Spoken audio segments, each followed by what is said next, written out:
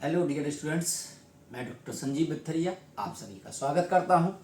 जैसा कि आपको मालूम है, प्रश्न बैंक 2023 की सीरीज अपनी चल रही है। उसका मैं चैप्टर 5वां आपके सामने लेकर आया हूं, यानी कि इससे पहले हम 4 चैप्टर बना चुके हैं। 5वां चैप्टर का नाम है यात्रियों के नजरिए, समाज के बारे में उनकी समझ। प्यारे बच्चों, मैं बार बार आपको बता रहा हूं कि मैं थोड़ा सा वीडियो ये बड़ा हो जा रहा है, लेकिन ये बड़ा आपके हित में ही मैं जानबूझ के कर रहा हूं, क्योंकि इसमें पहले मैं स्मरणीय बिंदु जो दिए गए हैं उन पर आपसे चर्चा करता हूं। उससे रिलेटेड जो भी और भी कोई टॉपिक्स ऐसा मुझे लगता है कि छूटे हुए हैं तो उनको उसमें मैं जोड़ देता हूं। उसके बाद बहुविकल्पी जो प्रश्न है ना, फिलिंदी ब्लैंक हैं या आपके सत्य सत्य हैं, सही विकल्प हैं, एक शब्द में हैं, इनको हल करवाता हूं। इसके बाद जो लघुत्तरीय या अति लघुत्तरीय विश्लेषणात्मक जो प्रश्न हैं उनके भी आंसर मैं आपके साथ लेकर आता हूं, उनको भी यहाँ पर आपको हल करवाता हूं। तो थोड़ा सा अगर वीडियो बड़ा बन रहा है तो ये आपके लिए ही है, आपके हित के लिए है बच्चों। तो आप इसको देखें, और आपको यहाँ मैं ये बताता चल रहा हूं कि आप इसमें अपने नोट्स भी बहुत अच्छे से बना के रख सकते हैं।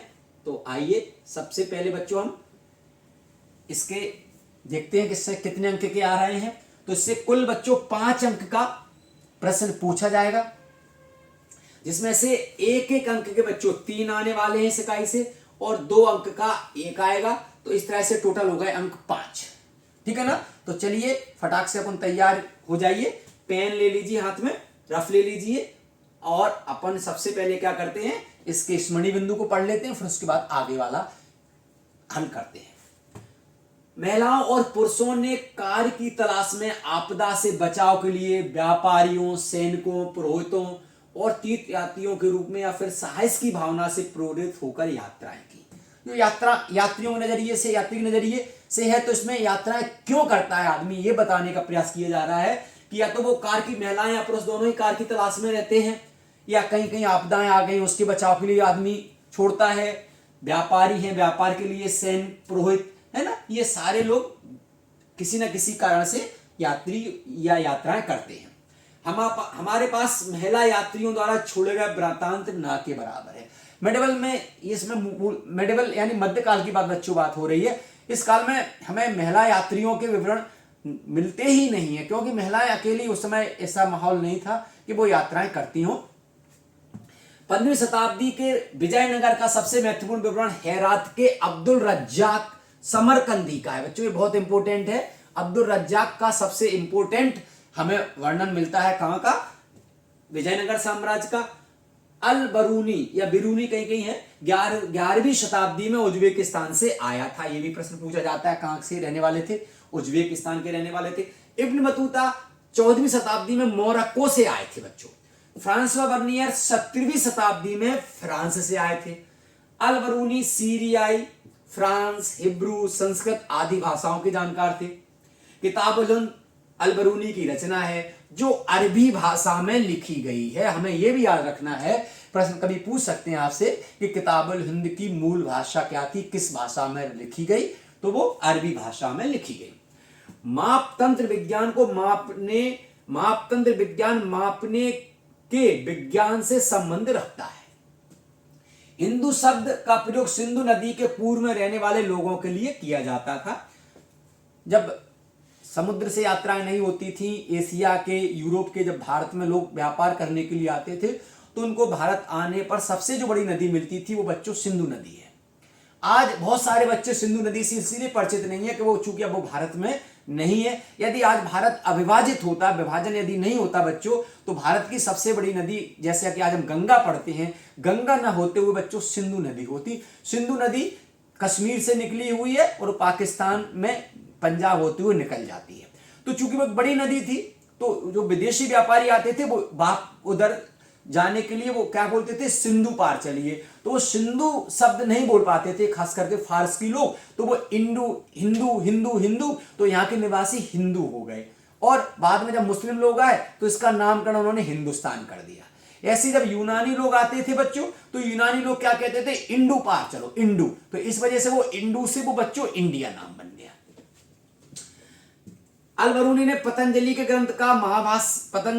ग्रंथ का नाम जो महाभाष्य है, आपसे ये भी पूछ सकते हैं पतंजलि के ग्रंथ का नाम क्या है, तो महाभाष्य का अरबी भाषा में अनुवाद किया। उसने यूनानी गणितज्ञ यूक्लिड की पुस्तकों का संस्कृत में अनुवाद किया। रिहला इब्न बतूता की यात्रा वृतांत है। इब्न बतूता पुस्तकों के स्थान पर यात्राओं से अर्जित अनुभव को ज्ञान का अधिक महत्वपूर्ण स्रोत मानता है। कभी कभी प्रश्न आ जाता है कि इब्न बतूता किसे ज्ञान का महत्वपूर्ण स्रोत मानता है, तो आपको क्या लिखना है, यात्राओं से अर्जित ज्ञान को, न कि पुस्तक के ज्ञान को। वो पुस्तक के ज्ञान को महत्वपूर्ण नहीं मान रहा है, वो यात्राओं के अनुभव को ज्ञान का महत्वपूर्ण स्रोत मान रहा है। इब्न बतूता थोड़ा सा और बड़ा करके बच्चों देख लेते हैं अगर, और हाँ अब देखो आप, शायद अब आपको और अच्छा दिखे। इब्न बतूता 1333 में सिंध पहुंचा, 1333 में। मोहम्मद बिन तुगलक ने इब्न बतूता को दिल्ली का काजी नियुक्त किया। प्रश्न आता है दिल्ली का काजी इब्न बतूता को किसने नियुक्त किया, मोहम्मद बिन तुगलक ने। 1342 में मोहम्मद तुगलक ने इब्न बतूता को मंगोल शासक से मिलने चीन जाने का आदेश दिया।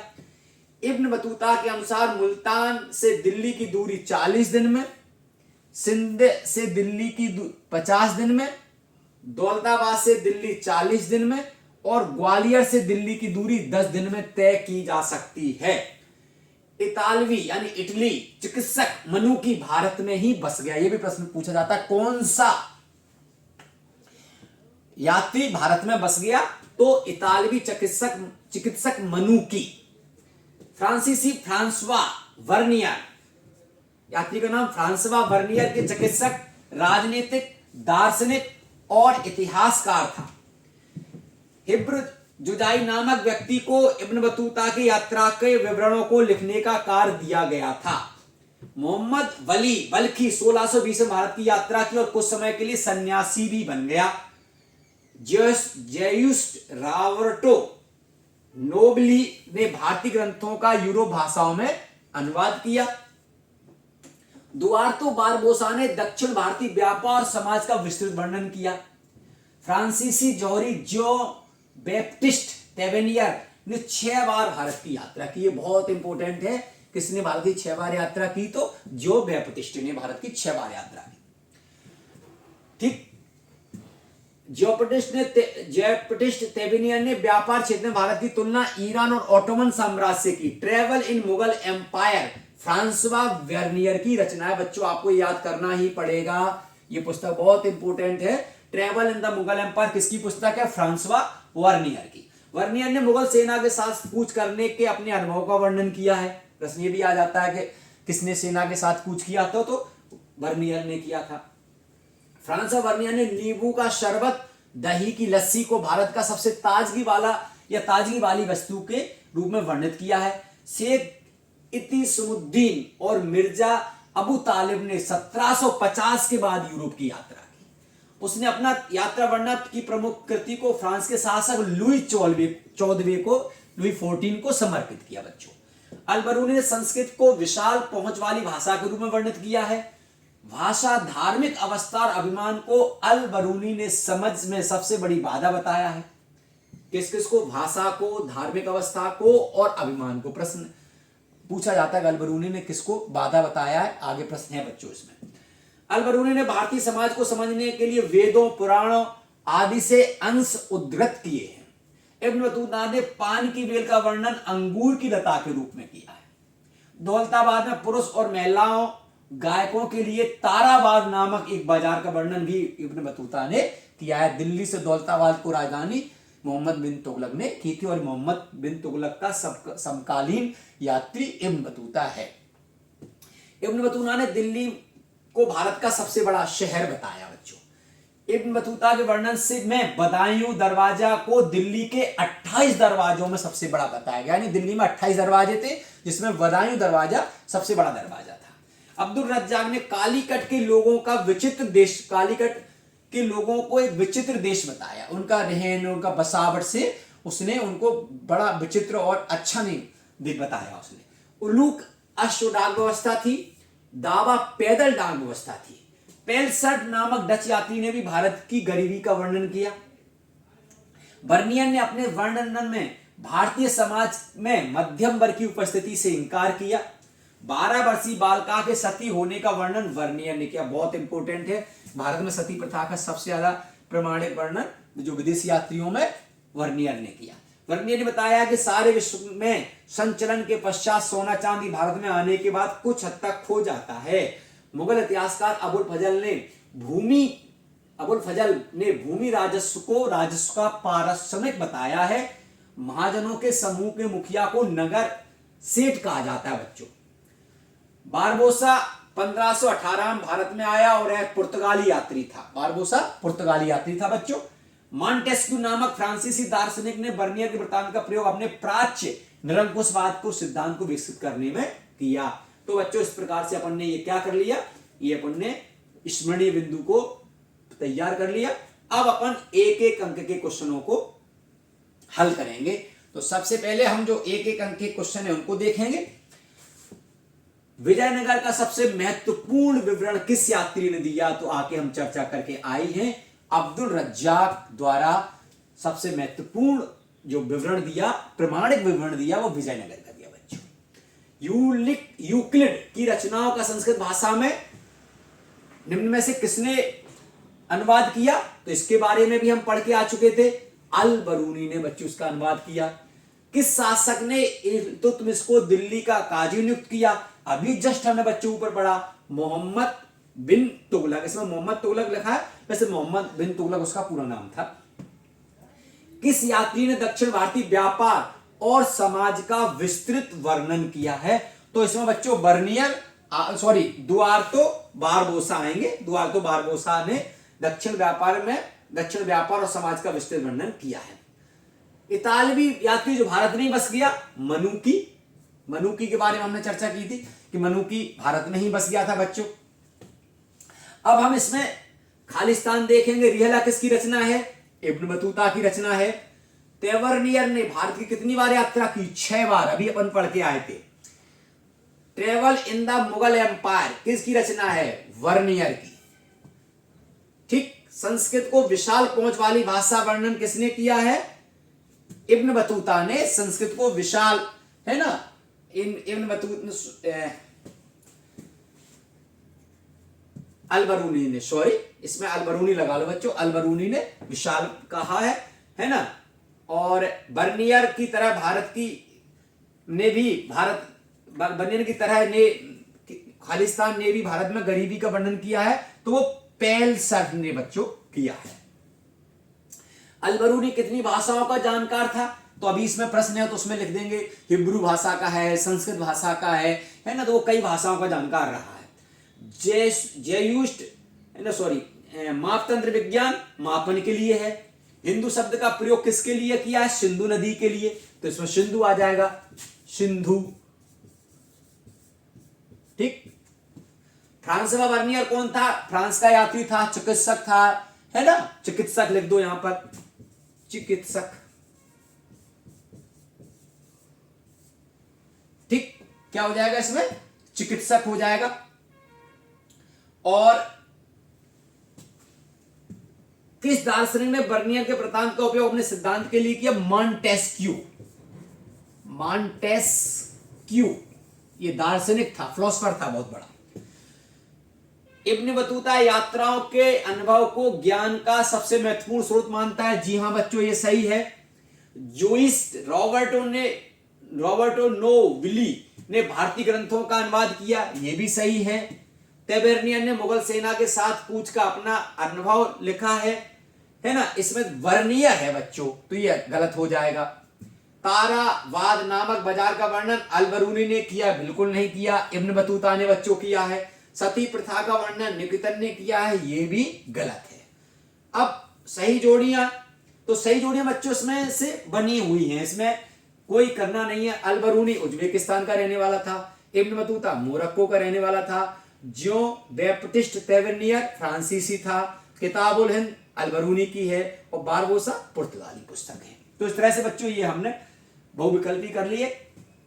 अब हम इसके आंसर करेंगे जो 2 नंबर के आने वाले हैं। बहुत छोटे छोटे आंसर हैं, आप चाहे तो यही इनको हाल की हाल याद कर सकते हैं बच्चों, बहुत छोटे आंसर हैं बहुत ज्यादा, लेकिन मैंने इसमें बहुत ज्यादा लेकिन या जो इंपॉर्टेंट है या जो मिलते जुलते हैं उनको एक में ही कर दिया है।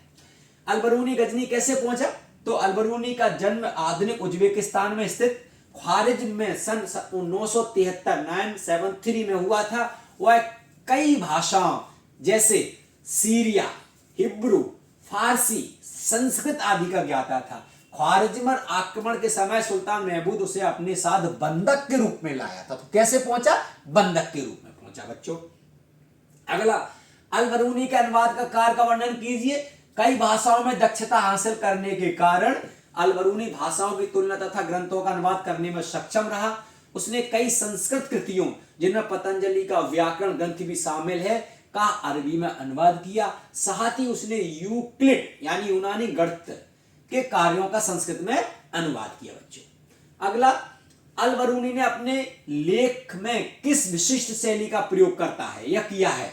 तो उसकी एक विशेषता रही है, वो आप देखते हैं कि प्रत्येक अध्याय के समय उसने एक विशिष्ट शैली का बच्चों प्रयोग किया, जिसमें आरंभ में वो एक प्रश्न होता है, फिर संस्कृतवादी परंपराओं के आधारित वर्णन और अंत में अन्य संस्कृतियों से तुलना होती है बच्चों। अगला, चीन के विषय में इब्न बतूता की यात्रा वर्णन की तुलना किससे की जाती है? चीन के विषय में उसकी यात्रा वृत्तांत की तुलना मार्क पोलो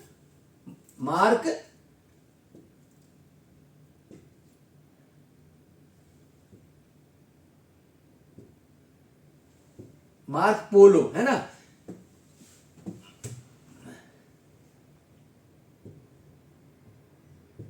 हाँ, मार्क पोलो, जिसने 13वीं शताब्दी के अंत में वेनिस से चलकर चीन की यात्रा की थी, के वृत्तांत से की जाती है। अगला बच्चों, इब्न बतूता ने लंबी यात्राओं किसकी परेशानी का वर्णन किया है? लंबी यात्रा में तो सबसे ज्यादा परेशान वो डाकुओं से हुआ। उसको कई बार डाकुओं ने लूटा, तो उसको सबसे बड़ी परेशानी सबसे पहले डाकुओं से थी लंबी यात्रा में। तो किस किस इब्न बतूता ने लंबी यात्राओं में लुटेरे, बीमारी आदि परेशानी का वर्णन बच्चों किया है। फ्रांसवा वर्नियर कौन था? तो आपसे हम बात कर ही चुके अभी ऊपर।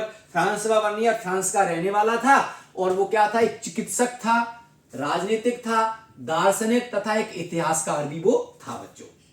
सती प्रथा के संबंध में वर्नियर के विवरण की समीक्षा कीजिए। वर्नियर के अनुसार कुछ महिलाएं प्रसन्नता से मृत्यु को गले लगा लेती थीं, लेकिन ऐसा नहीं कि सभी लगा लेती हैं, कुछ को मरने के लिए बाध्य किया जाता था। लेकिन यहां क्या कर देंगे? लेकिन कुछ को मरने के लिए बाध्य किया जाता था। यह एक क्रूर प्रथा थी। स्त्रियों की चीख पुकार के बाद भी उनका दिल नहीं पिघलता, ऐसा वर्नियर ने लिखा है बच्चों। अगला, अलबरूनी ने भारत का वृत्तांत लिखने में आने वाले किन किन अवरोधों के बारे में वर्णन किया है? तो उसने 2 अवरोध सबसे ज्यादा बताए हैं। नंबर 1 भाषा और नंबर 2 धार्मिक अवस्था। तो भाषा में क्या बच्चों? अलबरूनी के अनुसार पहला अवरोध भाषा थी, क्योंकि एक भाषा से दूसरी भाषा में अनुवाद करना आसान नहीं था। आज की तुलना में हम देखते तो हम गूगल का किसी का सहारा ले लेते, तब ऐसा कोई सिस्टम बच्चों नहीं था, तो एक बहुत बड़ी बाधा थी। नंबर 2 धार्मिक अवस्था। अलबरूनी दूसरा अवरोधक धार्मिक अवस्था और प्रथा में भिन्नता को मानता है। अगला,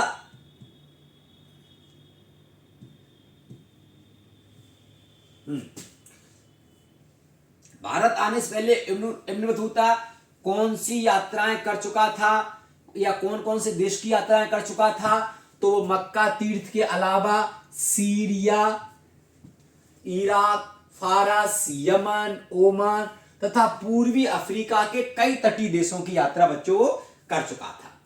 रिहला से भारतीय इतिहास की क्या जानकारी मिलती है? बहुत इंपॉर्टेंट प्रश्न है। रिहला इब्न बतूता की पुस्तक है बच्चों। तो रिहला इब्न बतूता द्वारा अरबी भाषा में लिखा गया एक वृत्तांत है, 14वीं शताब्दी में जो बच्चों लिखा गया। इस ग्रंथ से तत्कालीन भारत की राजनीतिक, सामाजिक, आर्थिक, सांस्कृतिक की जीवन की तो जानकारी मिलती है, लेकिन इस सबसे जो महत्वपूर्ण जानकारी बच्चों मिलती है वो तुगलक काल में गुप्तचर व्यवस्था एवं डाक व्यवस्था की जानकारी बच्चों। गुप्तचर व्यवस्था एवं डाक व्यवस्था। उलूक और दावा से क्या समझते हैं आप? उलूक जो होता है बच्चों वो भी डाक व्यवस्था के दोनों रूप हैं, दावा और उलूक। है ना, उलुक। वैसे ये उलुक है, उलुक, उलुक नॉट उलूक, उलुक। जो डाक घोड़े से पहुंचाई जाती थी उसको बोलते हैं उलुक, और जो पैदल चलते थे उसको बोलते हैं दावा। अब इसकी भी कंडीशन है कि हर 4 मील की दूरी पर राजकी घोड़े खड़े रहते थे, इससे वो डाक एक दूसरे से जल्दी से पहुंचाई जा सकती थी, तो वो उलुक हो गए। अश्व डाक व्यवस्था जिसे उलुक कहा जाता है, हर 4 मील की दूरी पर स्थापित राजकी घोड़ों द्वारा चलित होती है। और दावा, पैदल डाक व्यवस्था को दावा कहा जाता है, जिसके प्रति मील अवस्थान होते हैं। अल बरूनी ने संस्कृत के बारे में क्या वर्णन किया है? तो अल बरूनी क्या कह रहे हैं संस्कृत के बारे में? यदि आप इस कठिनाई यानी संस्कृत भाषा को सीखने से पार पाना चाहते हैं तो यह आसान नहीं होगा, क्योंकि अरबी भाषा की तरह ही शब्द विभक्तियों दोनों में ही इस भाषा की पहुंच बहुत ही विस्तृत है। अगला, इब्न बतूता ने बाजार का वर्णन किस प्रकार किया है? इब्न बतूता के अनुसार अधिकांश शहरों में भीड़ भाड़ है ना वाली सड़कें रहती हैं, चमक दमक रंगीन बाजार होते थे जो विविध प्रकार की वस्तुओं से भरे होते थे। इब्न बतूता दिल्ली का एक बड़ा शहर, विशाल आबादी वाला तथा भारत में सबसे बड़ा बताता है। उसने दिल्ली के बारे में बच्चों लिखा है। अगला, अब्दुल रज्जाक द्वारा मैंगलोर स्थित मंदिर के बारे में क्या विवरण दिया गया है? अब्दुल रज्जाक ने मैंगलोर मंदिर को पूरे विश्व में अतुलनीय बताया है। यह वर्गाकार था, जिसकी प्रत्येक भुजा 10 गज ठीक लंबी, ऊंचाई 5 गज और 4 द्वार मंडपों के साथ पूरी तरह कांसे का ढका हुआ था। प्रवेश द्वार पर एक सोने की बनी मूर्ति थी जो मानव जैसी आकृति, वह दोनों आंखों में माणिक लगे हुए थे। ये वो मैंगलोर मंदिर के बारे में बच्चों बताता है। तो इस तरह से बच्चों देखें आप कि ये पूरी इकाई आपके सामने हम लेके आए। अब बच्चों आपको अगली इकाइयों के साथ में आऊंगा, तब तक आप इनके नोट्स बनाएं, अच्छे से तैयारी करें, और यदि आपको कुछ आवश्यकता लग रही है कि सर इसमें ये चीज छूट रही है तो आप प्लीज हमें कमेंट बॉक्स में बताएं, जिससे हम इसमें आगे आपके हिसाब से और कुछ सुधार हो तो वो कर सकें। आप पढ़िए। Thank you very much.